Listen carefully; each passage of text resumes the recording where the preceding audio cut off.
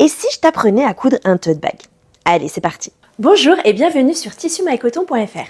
Si tu es là, c'est probablement que tu as acheté l'un de nos kits et je te remercie pour ton achat. Et maintenant, il est temps de passer à l'étape de la couture. Donc tu vas trouver ici un tutoriel vidéo pour pouvoir monter ton projet. Tu auras des astuces, des conseils pour te montrer comment régler ta machine. Je vais essayer de t'accompagner au mieux, surtout si tu débutes. Si jamais tu es perdu, ne reste pas bloqué. Tu peux me poser tes questions via mon formulaire de contact sur notre site tissumycoton.fr. J'essaierai de te répondre au plus vite et de trouver un moyen pour te débloquer.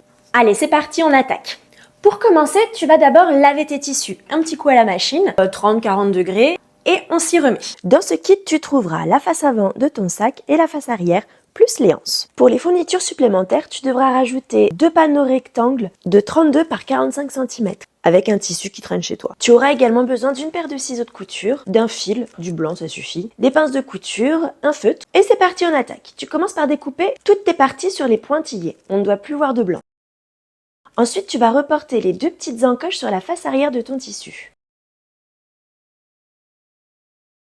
Plie ta doublure face contre face et viens poser par-dessus une des faces de tote bag.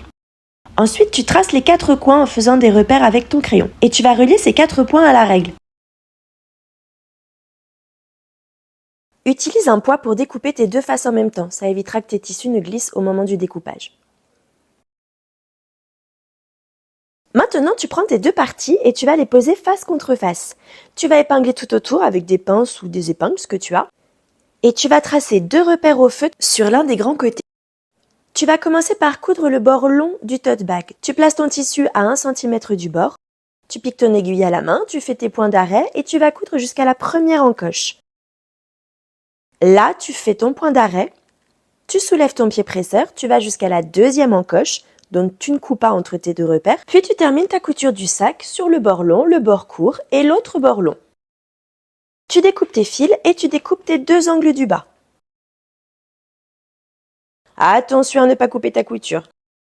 Maintenant, on passe aux faces velours. Tu viens les mettre endroit contre endroit. Tu poses tes épingles au bord. Pas besoin de tracer des encoches sur les grands côtés cette fois-ci. Tu vas coudre à 1 cm du bord. Pique ton aiguille à la main. Tiens tes fils.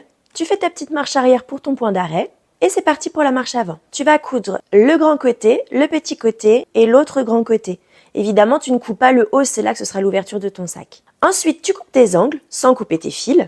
Et tu vas retourner ta doublure. Allez, maintenant on passe aux anses. Alors, tu vas plier tes anses en faisant correspondre les bandes de couleur. Tu vas poser tes pinces tout le long et tu vas coudre un L, donc un petit côté et tout le grand côté. Mais tu ne refermes pas de l'autre côté avec le petit côté. Je t'expliquerai pourquoi. Pour cela, tu piques ton aiguille au bord, tu tiens tes fils, tu fais ton petit point d'arrêt et tu vas coudre vraiment au plus près du bord jusqu'au bout. Tu laisses ton aiguille piquer, ça te sert de pivot pour tourner ton tissu. Et là, cette fois-ci, sur le grand côté, tu couds à 1 cm du bord. Une fois que tu arrives au bout, tu ne recoupes pas le petit côté. Tu fais pareil avec ton autre anse.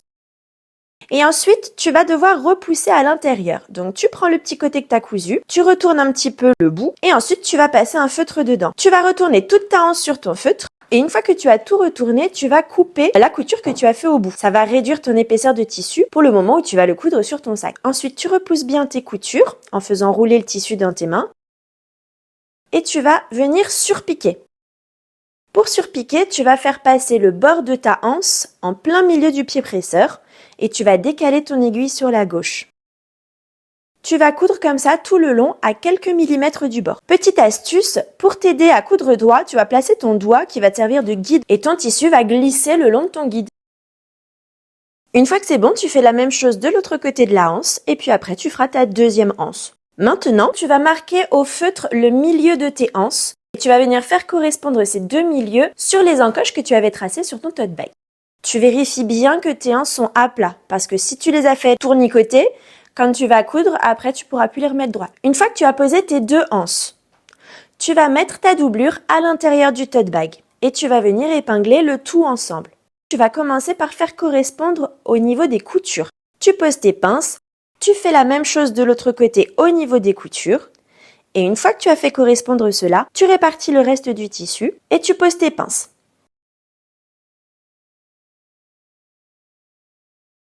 Maintenant, il va falloir coudre tout autour à 1 cm du bord. Pour cela, il va falloir retirer ton bras libre de la machine à coudre. Tu vas glisser ton sac à l'intérieur. Tu vas te positionner sur le repère de 1 cm. Et même chose que tout à l'heure, tu piques ton aiguille, tu tiens tes fils, tu fais ta marche arrière. Tu couds à 1 cm du bord. Tu vas faire attention quand tu arrives au niveau des coutures parce qu'il va falloir que ta couture du dessous reste bien à plat au moment de passer sous le pied presseur. Ensuite, tu finis de coudre le tour de ton sac. Petit conseil, quand tu arrives au niveau des anses, n'hésite pas à faire quelques marches arrière pour solidifier la couture à ces endroits-là, parce que c'est là que sera réparti tout le poids du sac. Une fois que c'est bon, tu n'as plus qu'à retourner ton sac par la petite ouverture que tu avais laissée dans ta doublure, et il va falloir maintenant refermer cette ouverture. Donc pour cela, tu mets des petites pinces et tu vas piquer à quelques millimètres du bord. Alors pas besoin de faire tout le tour, tu peux juste fermer l'endroit où c'est ouvert. Tu repousses tes coutures en faisant rouler le tissu entre tes doigts pour bien faire ressortir ta couture. Et ensuite, tu passes sur la machine. Dernière étape, la surpiqûre. Le bras libre est retiré. Tu passes le bord de ton sac en plein milieu du pied presseur. Ton aiguille est décalée sur la gauche. Tu penses à faire ton point d'arrêt et tu couds tout le tour. Lorsque tu as fini de coudre tout autour, tu penses à refaire ton point d'arrêt. Et voilà, c'est terminé pour le sac. Tu n'as plus qu'à aller parader dans la rue en criant à qui veut l'entendre, c'est moi qui l'ai fait.